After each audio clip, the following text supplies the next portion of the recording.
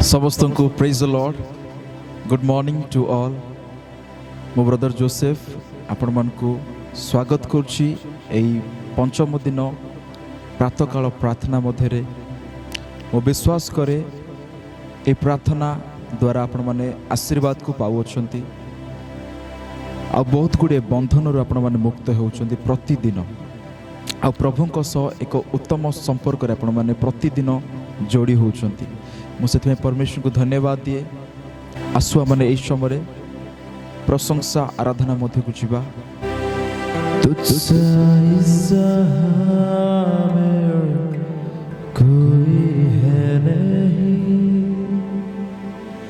तुझ बिन आसरा मेरा है कहीं, रहो तेरी बाहों में प्रियतम मेरे, तू ही मेरा सर्वस्व यीशु मेरे। हमें कही परिवा कि हाँ प्रभु तुम पर आउ कहीं नांती, तुम पर से प्रेमिक पिता आउ कहीं नांती, तुम पर अमन को प्रेम करुवा व्यक्ति आउ कहीं नांती। तुम अमन को एपरी प्रेम कल, तुम अमन को पाई से स्वर्ग छाड़ी ए जगत को आसिल। परमेश्वर धन्यवाद तुम प्रत्येक प्रतिज्ञा पाई, तुम प्रत्येक विश्व पाई, तुम मन को निमंते करितवा तुम से उत्तम कार्य पाई। परमेश्वर आमे तुमको धन्यवाद दोछु। आमे तुम चरण तल को आसुछु। ए प्रातः काल समय आमे तुम निकटवर्ती होछु। आमे तुम चरण तल को आसुछु। परमेश्वर आम प्रत्येक को तुम अधिकार करो। ए वीडियो टी देखुवा प्रत्येक भाई को प्रत्येक भौणी को तुम आज स्पर्श कर, तुम अभिषेक तुम आज पूर्ण कर, तुम उपस्थिति तुम आज पूर्ण कर बोली प्रार्थना करे। राजा आज प्रार्थना देखुवा प्रत्येक भाई भौणी मान एक आशीर्वाद कारण हो जीशु नाम देखुवा मोर प्रत्येक भाई मोर भौणी मान आपण मान को कहे चाहे आसमान समस्ते समर्पण हो जाए समय प्रभु को उपस्थिति मध्य पहुंचबा। तुझसा ऐसा मेरा कोई है नहीं, तुझ बिन आसरा मेरा है ना कहीं, रहूं तेरी बाहों में प्रियतम मेरे, तू ही मेरा सर्व यीशु मेरे। तुझसा ऐसा मेरा कोई है नहीं, तुझ बिन आसरा मेरा है ना कहीं, रहूं तेरी बाहों में प्रियतम मेरे, तू ही मेरा सर्वस्व यीशु मेरे। आराधना तेरी आराधना यीशु मेरे, तेरी आराधना आराधना तेरी आराधना यीशु मेरे, तेरी आराधना आराधना तेरी आराधना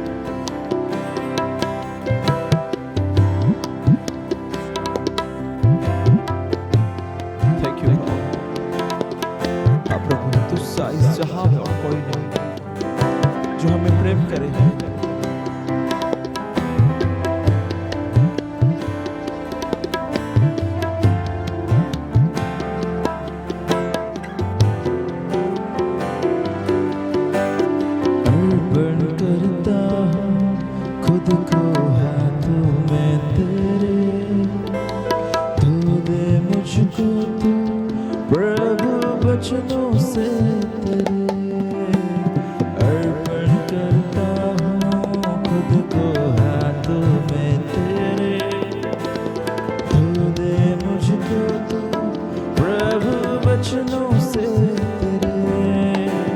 तेरी इच्छा पूर्ण मुझको चला भर दे पवित्र आत्मा से मुझको खुदा। आपकी बारी। अर्पण करता हूँ खुद को हाथों में तेरे धो दे मुझको तू प्रभु वचनों से तेरी इच्छा पर मुझको चला भर दे पवित्र आत्मा से मुझको खुदा। आराधना तेरी आराधना यीशु मेरे तेरी आराधना आराधना तेरी आराधना यीशु मेरे तेरी आराधना आराधना तेरी आराधना यीशु मेरे तेरी आराधना आराधना तेरी आराधना यीशु मेरे तेरी आराधना आराधना तेरी आराधना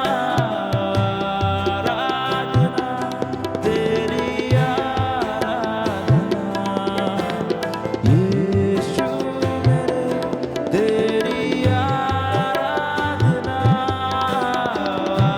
आराधना तेरी आराधना यीशु मेरे तेरी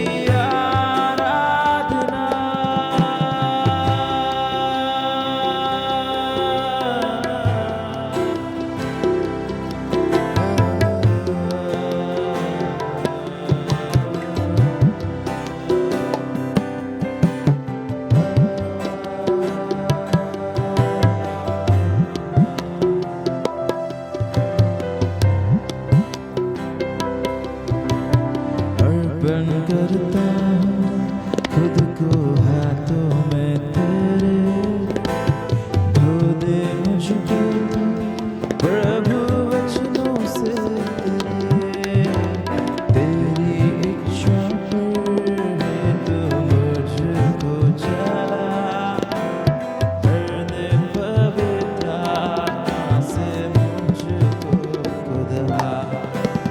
अर्पण करता हूँ खुद को हाथों में तेरे भर दे मुझको तू प्रभु वचनों से तेरी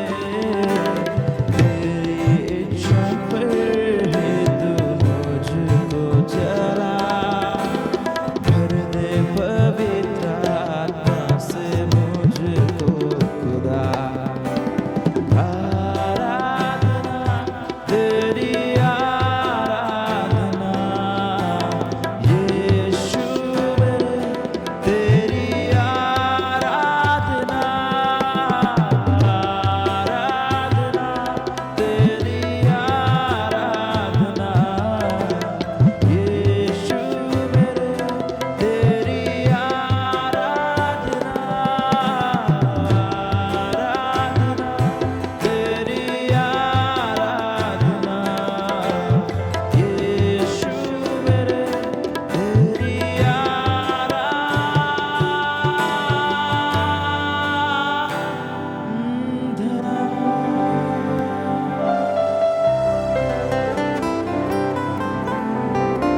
पवित्र परमेश्वर पिता आम तुमको धन्यवाद दूचु राजा तुम्हारा महिमा तुम्हारा प्रशंसा तुम्हारा गौरव करुचु बापा तुम्हें महान तुम्हें आश्चर्य तुम तुल्य परमेश्वर और कहीं नाती बापा आम तुमको धन्यवाद दूचु बापा तुम्हारा प्रशंसा करुचु महिमा करुचु गौरव करुचु बापा प्रभु ए समय बापा आम तुम निकटवर्ती हो बापा आम तुम चरण तल को आसुचु राजा प्रभु ए दिन को आरंभ करने पूर्वर बापा आम तुम प्रभु प्रार्थना मध्य बापा वाक्य मध्य बापा आम निज जीवन को आम तुम समर्पण करोचु बापा आमको तुम अधिकार कर बापा प्रभु आज दिन को आरंभ करने पूर्वर बापा आम आमर प्रत्येक क्षेत्र में पिता आम प्रत्येक एरिया रे बापा आम तुमको स्वागत करुचु पवित्र आत्मा तुम आम मध्य आस आम तुम लीड कर तुम आमको गाइड कर बोली प्रार्थना करुचु बापा जीसु नाम रे पवित्र परमेश्वर पिता तुम पवित्र वाक्य शुणे पे जाओछु राजा प्रभु जो वाक्य पिता आम को आज कथा को पवित्र परमेश्वर पिता अप्रभु प्रत्येक बापा अप्रभु से दुर्बलता आज आमको मुक्त कर बोली प्रार्थना करू बापा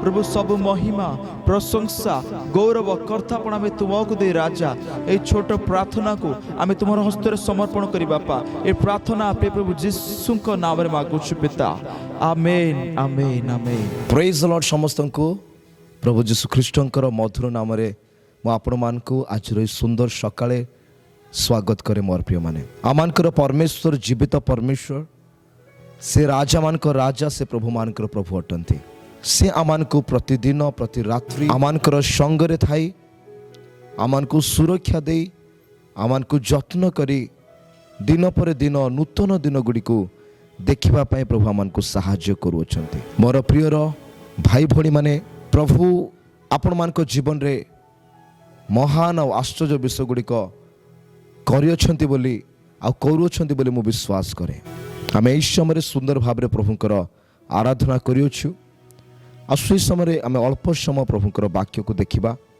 तापर आम प्रार्थना करिबा तापर आम घोषणा करिबा आ आजर दिन को एक विजयर दिन रे परिणत करिबा मोर प्रिय लोक माने प्रभुक वाक्यरू रोमियो पुस्तक तार 12 पर्व 1 पद और 2 पद को आम अध्ययन करिबा एठी ए प्रकार लिखा जाए अतएव हे भाई माने मु तुम मान को ख्रीष्टंक दया हेतु विनती करूछि तुम्हें माने आपना आपना शरीर को सजीव पवित्र व ईश्वरक सुग्राह्य बलि रूपे उत्सर्ग कर यह तो तुम मानकर युक्तियुक्त उपासना तुम्हें माने यही वर्तमान जुगर अनुरूपी हो नहीं किंतु जेपरि तुम्हें माने ईश्वरक इच्छा कौन अर्थात उत्तम सुग्राह्य व सिद्ध विषय कौन यह परीक्षा कर जानीपार एथि निमंते आपना आपना मनर नूतनीकरण द्वारा परिवर्तित हुआ हालेलुया अति सुंदर पद गुड़ी आम पढ़िछु जहाँ मान को प्रकृत रे उपासना कौन से युक्तियुक्त उपासना कौन से विषय आम को शिक्षा दिए मोर प्रिय माने अनेक समय आम को लगे जे केवल गीत गाइबा किबा म्यूजिक इंस्ट्रूमेंट प्ले करबा ही उपासना बोली किंतु प्रकृत रे ताहा नुहे मोर प्रिय माने प्रकृत रे उपासना कौन आम को भल भाव जाना पड़ो कारण आम समस्ते जानिछु आमानकर जीवन प्रभु को गौरव दिए आ प्रकृत रे आमानकर जीवन शैली ही उपासना अटे मोर प्रिय माने जदि गीत गाइबा उपासना ही था ताहले ए पृथ्वी रे समस्त गीत गाई थांते किंतु केवल गीत गाइबा प्रभुंकर उपासना नुहे मोर प्रिय माने हाँ आम अनेक समय गीत गाई प्रभु को धन्यवाद दौचु उपासना करुछु आराधना करुछु सेटा उपासनार गोटे अंश अटे किंतु प्रकृत उपासना कौन प्रकृत उपासना केमिति हुए से विषय प्रेरित पाउल रोमियो मंडली को यह वाक्य लिखुंट और से प्रथम रे गोटे विषय कहते हे मोर प्रिय भाई माने मो ख्रीष्टंक दया हेतु आपण मान को विनती करुछि अनुरोध करुछि प्रार्थना करुछि आपना आपना शरीर को सजीव पवित्र व ईश्वरंकर सुग्राह्य बलि रूपे उत्सर्ग कर यह ही युक्तियुक्त उपासना अटे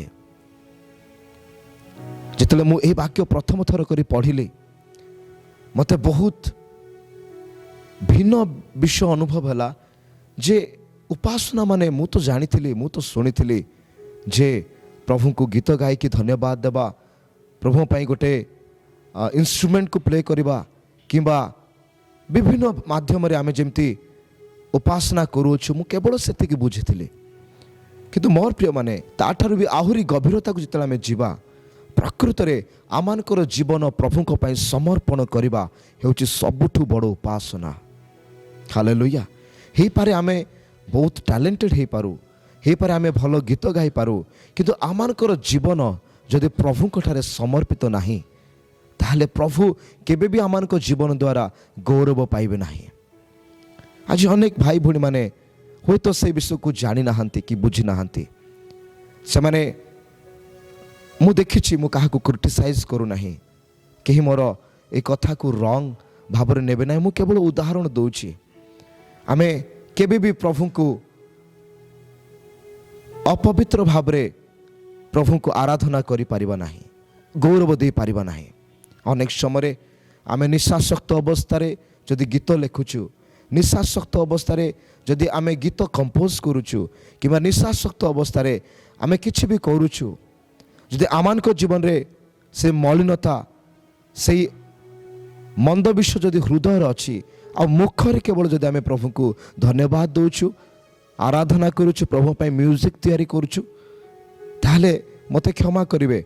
प्रभुकर वाक्य ए प्रकार प्रकाश करे जो जो आराधना, जो प्रशंसा, जो उपासना में प्रभुकर वेदी निकट को नौचु ताहा निश्चय भाव में पवित्र हेबार आवश्यक अटे।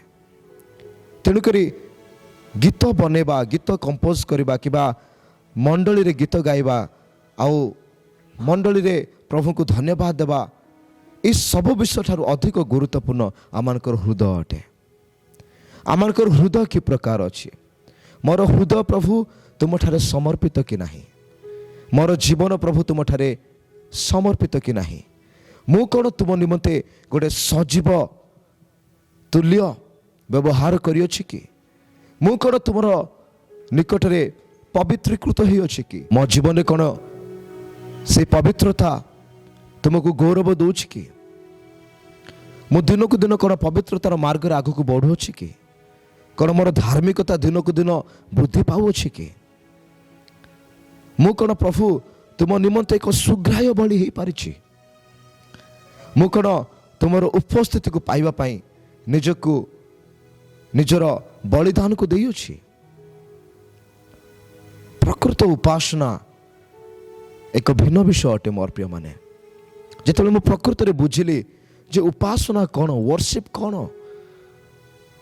मु सरप्राइज हो गली, मु आचंबित हो गली जे प्रभु कौन आमान को जीवन चाहूछंती, आमे प्रभु को कौन दउछु। से प्रथम रे आमान को हृदय को चाहती, से आमान को समर्पण जीवन को चाहती।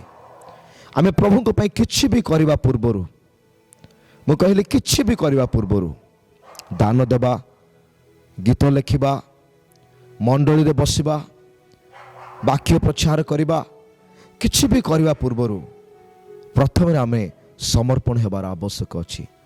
आमर इच्छा को प्रभु ठारे समर्पण करिवार आवश्यक अछि, आमानकर जीवन को प्रभु ठारे समर्पण करिवार आवश्यक अछि। आमानकर विवेक, आमानकर बुद्धि, आमानकर ज्ञान, आमानकर टैलेंट को प्रभु को ठारे समर्पण करिवार आवश्यक अछि। जे प्रभु जहाँ मो ठारे अछि ताहा ठारू अधिक मु तुमको चाहू अछि, ताहा ठारू अधिक मु तुमर उपस्थिति को चाहू अछि। तुमर उपस्थिति ठारू मो पाई, मो जीवन पाई आउ कौन सी विषय बड़ नुहे। अनेक समय आमने आमानकर टैलेंट पाई गर्व करिथाओ, टिके अन्य को देखले मु ताको ठारू भलो बोली भी भाबी थाओ। ए हृदय को नेकी जदि आमे प्रभु को प्रशंसा करिबा तो प्रभु केबे भी आमानकर प्रशंसा ग्रहण करिवे नाही। मोर प्रिय माने बाइबल रे बारंबार ए विषय शिखा आइछि जे आमे जेतेबेले प्रभु को सम्मुख को जाउ अछु, प्रभु को पाखरे जते आमानकर नैवेद्य को समर्पण करूछु, आमर हृदय को समर्पण करूछु कि आमानकर प्रार्थना को रखुछु, आमे जहाँ भी करूछु मोर प्रिय माने ता पूर्वरु प्रभु गोटे विषय आमान को शिखैछंती जे आमाने जदि काहा विरुद्ध रे पाप करियछु, जदि आमाने काहा विरुद्ध रे कौन से विषय बचसा करियछु, काहा को ईर्षा करियछु, काहा को हिंसा करियछु, आमर जदि काहा सहित विवाद हेछि, प्रथम रे से समस्त विषय को आमे ठीक करिबा, से समस्त विषय को आमे प्रभु निकट को आसवा पूर्वर ताकू समाधान करवा परस्पर को क्षमा देवा क्षमा मागिबा तापर जो आमर नैवेद्य धन्यवाद बलि जो आम प्रभु निकट को नहीं था मोर प्रिय माने प्रभु ताकू ग्रहण करिथांती प्रभु से विषय को ग्रहण करिथांती आ तार उत्तर मध्य प्रभु मान को देई थांती मोर प्रिय माने वाक्य रे आदि पुस्तक आम देखुछु कईन एवं हेबल दुई भाई थिले आ सेमाने निजर नैवेद्य को प्रभु को निकट को लेकिन जाउछंती आ प्रभु जनकर नैवेद्य ग्रहण करुछंती आ से आउ जनकर नैवेद्य को ग्रहण करुनाहांती ठीक से प्रकार आज भी मध्य जदि आमानकर हृदय प्रभुकर सम्मुखरे ठीक नाही कोठी ना कोठी आमे आमे प्रभुकर इच्छा विरुद्ध रे किबा वाक्य विरुद्ध रे कि प्रभुकर विरुद्ध आमे कौन से कार्य करिछु जानतारे हो अजाणतारे हो ताहले अधिकांश समय ए विषय प्रभुकर उपस्थिति को जीवा पाई आमानको ठारे बाधा प्राप्त होई थाए गोटे प्रतिबंधक साजी थाए मोर प्रिय माने तेणुक ए प्रातःकाल समय प्रत्येक दिन जो आम प्रभुकर निकट को आसुछु आम आम हृदय को परीक्षा करवा आमर जीवन को प्रभु ठारे संपूर्ण समर्पण करवा आमको गीत आसु कि न आसु आम करताली दे पारू कि न दे पारू किंतु मोर प्रिय माने प्रभु यह भल भाव में जानतु जे प्रभु आमानक जीवन रु महिमा पाई थांती प्रभु आमानकर जीवन रु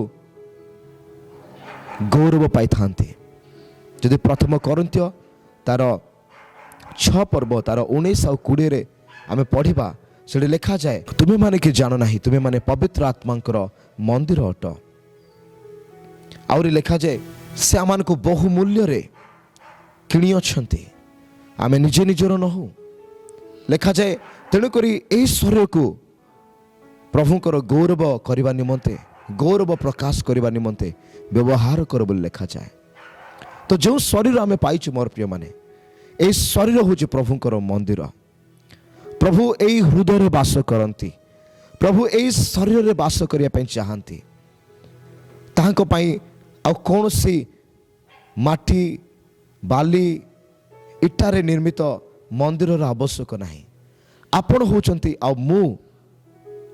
मु होचंती आमे प्रभुकर जीवंत मंदिर अटू आ एई मंदिर रे से प्रशंसा पाया पे चाहूचंती एई मंदिर रे से गौरव पाया पे चाहूचंती तेणु करी मोर प्रिय माने आमानकर कार्यकलाप आमानकर बाहर विषय ठारू अधिक इम्पोर्टाट बा गुरुत्वपूर्ण आमानकर हृदय अटे आमर व्यक्तिगत जीवन अटे अनेक समय आम लोक मान सम्मुखें प्रार्थना करने भल पाई था अनेक समय आम लोक मान सम्मुखें आराधना करने भल पाई था अनेक समय लोक मान सम्मुखें आम कांदिबा भल पाई था अनेक समय किए ना किए आमको देखुची आमको किए देखुंत कि ना बोले आम खोजी था जे मु एते भल प्रार्थना कली मु ए प्रार्थना रे एते भल शब्द व्यवहार कली किए कौन मोर प्रशंसा करुछंत कि ना अनेक समय ए बाहर विषय गुड़िक आमान को प्रभुकर उपस्थिति को जीवा पाई अटके थाए ए सब विषय केबे भी प्रभु को आराधना दे पारिबो ना प्रशंसा दे पारिबो ना तेणुक मोर प्रिय माने सर्वप्रथमे आमर हृदय को आमे प्रस्तुत करिवार अछि जे प्रभु मोर हृदयर सहित मु तुमर आराधना करिबे किछि लोक को देखिकी फारूसी साधुकी मान को प्रभु जीशु देखिले और कहले एमाने केवल मुखरे मोर आराधना करती एमाने केवल मुखरे ईश्वरकर आराधना करती उपासना करती किंतु एमानकर हृदय प्रभुक ठारू बहुत दूर अच्छी बोली लिखा जाए इस समय कौन आम से परिस्थिति अच्छु कि मोर प्रिय माने कौन आमानकर हृदय प्रभुकर निकटवर्ती अटे कौन आमानकर मुख प्रभुकर निकटवर्ती अटे ना केवल मुख निकटवर्ती अटे हृदय बहुत दूर अच्छी आमान को परीक्षा करिया को पड़िबा मोर प्रिय लोक माने प्रभु आमान को बहुत प्रेम करती से व्यक्तिगत भाव में आमान को जीवन रे से महिमा और प्रशंसा को पाइबा पई चाहती तेणुक माथ्यू 6 पर्व रे लिखा जाए 3टा विषय लिखा जाए ଦାନ ଦେବା ବିଷୟରେ, ଉପବାସ କରିବା ବିଷୟରେ, ପ୍ରାର୍ଥନା କରିବା ବିଷୟରେ। ଏ ତିନୋଟା ବିଷୟ ଯେତେବେଳେ ଆମେ କରୁଛୁ, ଆମମାନଙ୍କୁ ଗୁପ୍ତରେ ଏସବୁ ବିଷୟକୁ କରିବାର ଆବଶ୍ୟକ ଅଟେ। ତାର ଅର୍ଥ ଏହା ନୁହେଁ ଯେ ଆମେ କେଉଁଠି ଲୁଚିକି ପ୍ରାର୍ଥନା କରିବା।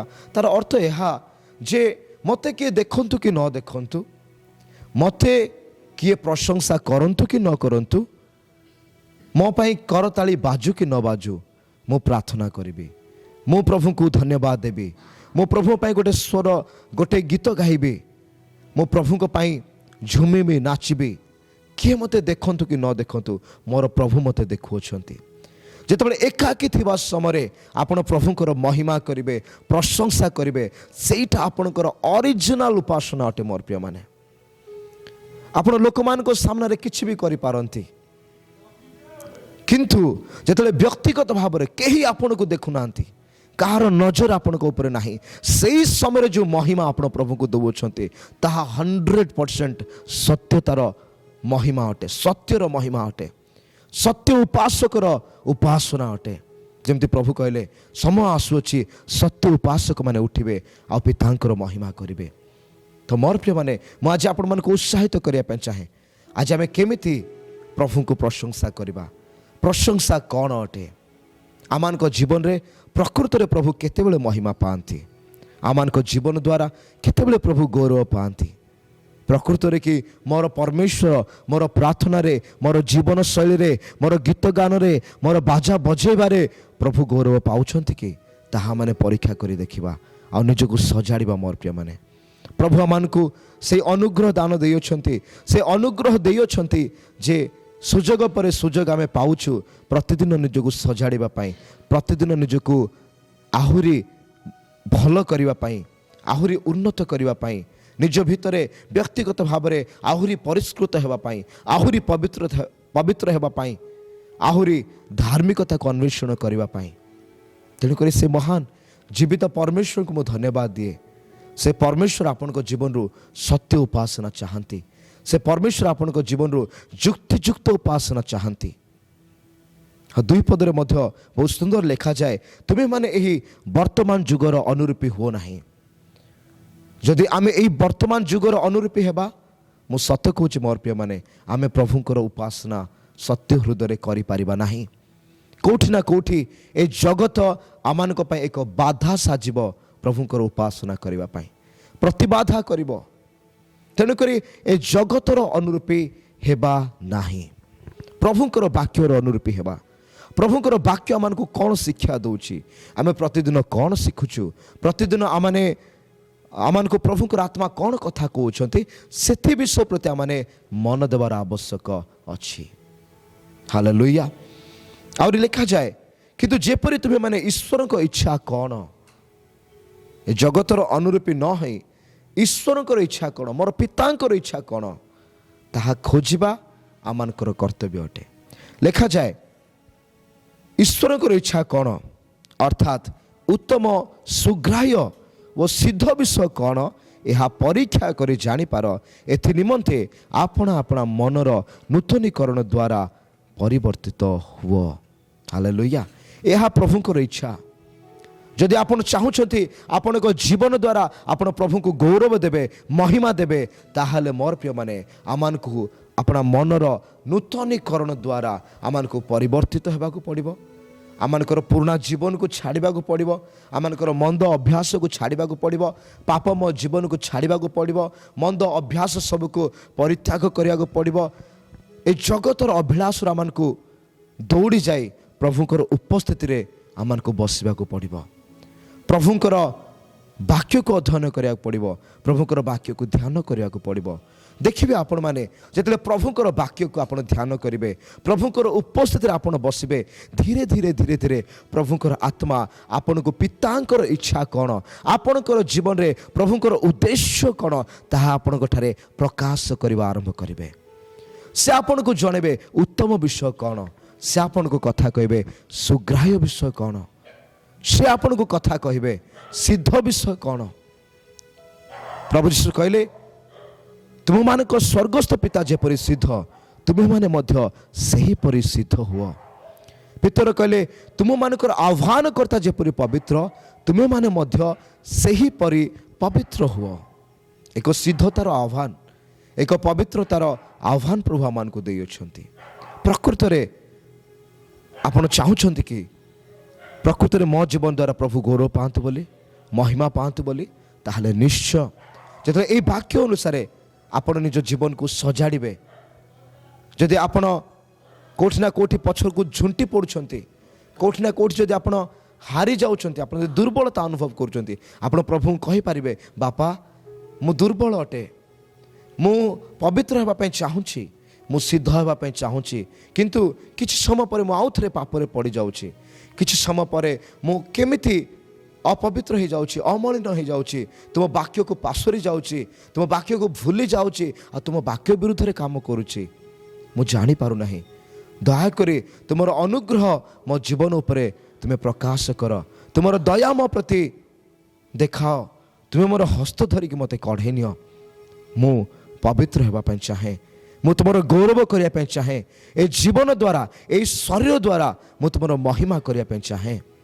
ମୋତେ ତୁମେ ପରିବର୍ତ୍ତନ କର, ତୁମେ ମୋତେ ସାହାଯ୍ୟ କର। ମୁଁ ପରିବର୍ତ୍ତନ ହେବା ପାଇଁ ଚାହୁଁଅଛି, ମୁଁ ପରିବର୍ତ୍ତିତ ହେବା ପାଇଁ ଚାହୁଁଅଛି। ମୁଁ ଚାହୁଁଛି ମୋର ମନ ବଦଳି ଯାଉ, ମୁଁ ଚାହୁଁଛି ମୋର ଭାବନା ବଦଳି ଯାଉ, ମୁଁ ଚାହୁଁଛି ମୋର କାର୍ଯ୍ୟ ବଦଳି ଯାଉ, ମୁଁ ଚାହୁଁଛି ମୋର ଜୀବନ ସମ୍ପୂର୍ଣ୍ଣ ବଦଳି ଯାଉ। କିନ୍ତୁ ପ୍ରଭୁ ମୁଁ ଏକଲା କରିପାରିବି ନାହିଁ, ତୁମର ଅନୁଗ୍ରହର ଆବଶ୍ୟକତା ରହିଅଛି। ତୁମେ ମୋତେ ଅନୁଗ୍ରହ କର, ତୁମର ଅନୁଗ୍ରହ ମୁଁ ଦେଖିବା ପାଇଁ ଚାହେଁ ମୋ ଜୀବନ ଉପରେ, ତୁମେ ମୋତେ ସାହାଯ୍ୟ କର। ମୋର ପ୍ରିୟମାନେ, ଯେତେବେଳେ ଆପଣ ଏହି ପ୍ରକାର ପ୍ରଭୁଙ୍କୁ ପ୍ରାର୍ଥନା କରିବେ, ମାଗିବେ, ନିଶ୍ଚୟ ପ୍ରଭୁ ଆପଣଙ୍କ ଜୀବନରେ ମହାନ କାର୍ଯ୍ୟ କରିବେ। ତାହାଙ୍କର ଅନୁଗ୍ରହକୁ ସେ ଢାଳିବେ, ଆଉ ସେ ପ୍ରକୃତରେ ଆପଣଙ୍କୁ ସବଳ କରିବେ, ଆପଣଙ୍କୁ ସାହାଯ୍ୟ କରିବେ, ଆପଣଙ୍କୁ ବଳବାନ କରିବେ, ଆଉ ଆପଣଙ୍କର ଦକ୍ଷିଣ ହସ୍ତକୁ ଧରିକି ତାହାଙ୍କର ଧର୍ମ ସ୍ୱରୂପ ହସ୍ତରେ ସେ ଆପଣଙ୍କୁ କଢ଼େଇ ନେବେ, ସେ ଆପଣଙ୍କୁ ସାହାଯ୍ୟ କରିବେ।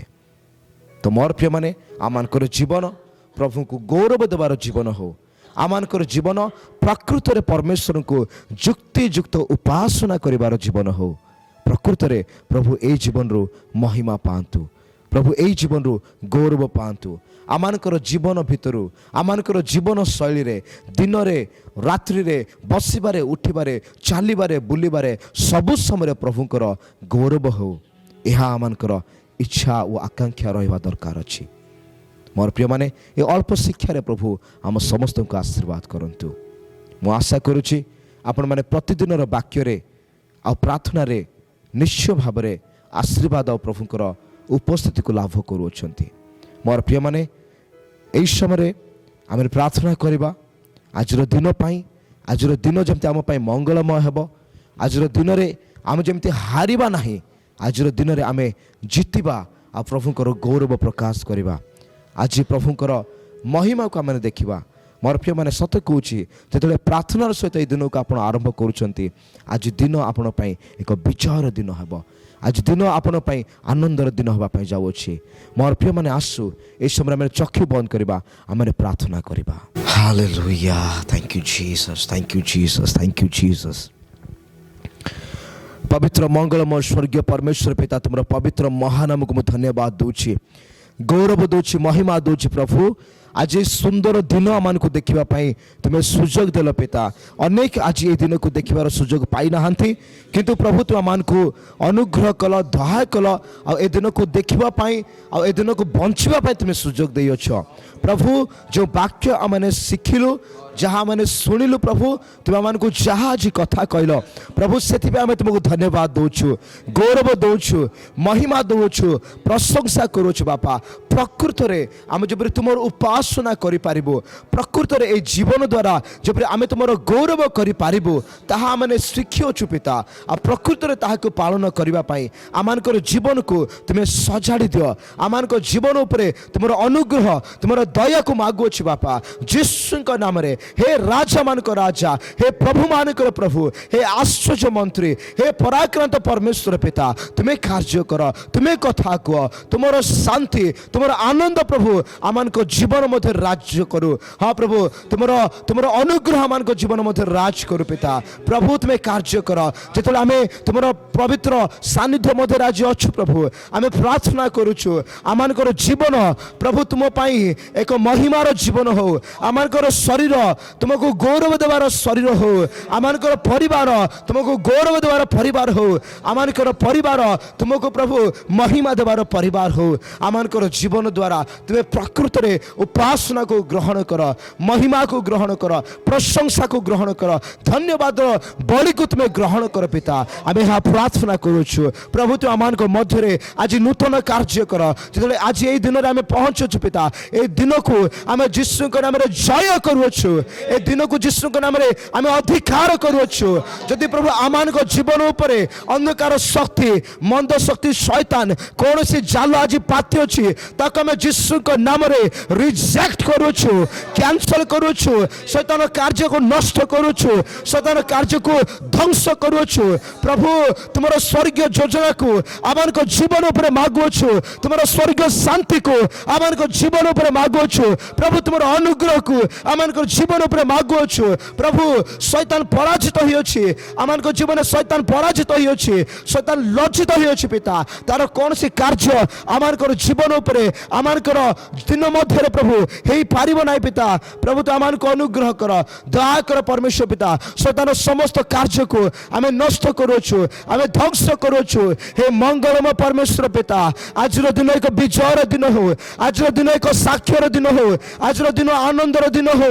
मो पाई मो परिवार पाई मंडली पाई सेवा कार्य पाई मंडली प्रति परिवार पाई ए ओडिशा राज्य पाई ओडिशा रे प्रति विश्वासी विश्वासिनी मानक पाई ओडिशा रे प्रति मंडली पाई ओडिशा रे ओडिशा रे प्रति सेवक मानक पाई राजा ए दिन एक महान दिन हो, आशीर्वाद दिन हो, आनंदर दिन हो प्रभु, उन्नति करिवार दिन हो प्रभु, वृद्धि पाइबार दिन हो प्रभु, तुम सेवा वृद्धि पाइबार दिन हो राजा, तुम सेवा कार्यर दिन हो बोली प्रार्थना करुछि। आज आत्मा लाभ होबार दिन हो, आज सुसमाचार प्रचार होबार दिन हो, आज प्रभु प्रार्थनार शक्ति कार्य करिवार दिन हो, आज रोगी माने उठिबार दिन होंतु, आज प्रभु लोक माने तुमको जानतु पिता। आज अंधकार लोक माने बाहरी आसंतु, आज प्रभु तुमर से स्वर्गीय आलोक को लोक माने देखंतु, आज प्रभु लोक माने परित्राण को देखंतु। या माने प्रार्थना करूछु बापा तुम्हें गौरव पाओ, तुम्हें महिमा पाओ, तुम नाम उच्चीकृत हो, तुम नाम महिमान्वित हो परमेश्वर पिता। ये प्रार्थना रे जोड़ी होता मोर प्रत्येक भाई भौणी ओडिशावासी को पाई मो प्रार्थना करे समान को जीवन रे एक नूतन आशीर्वाद, नूतन अभिषेक, नूतन हाँ प्रभु तुम योजना को मागु अच्छी प्रभु जो मैंने दुख रही से दुख तुम्हें नहीं जा, जो मैंने भांगी पड़ते से हृदय को तुम्हें आज गठन कर, जो मैंने चिंतार समानकर चिंता को तुम्हें नहीं जाओ प्रभु तुमर महान आश्चर्य कर्म समान को जीवन सफल कर राजा। प्रभु प्रतिटी क्षेत्र में प्रतिटी कार्य रे प्रभु समान को जीवन रे तुमर महिमा ले आसु बापा। जदि के रोग रही और प्रार्थना को देखुंट जीशु के नाम रे एई समय से सुस्थ हो जातु। Be healed in the mighty name of Jesus.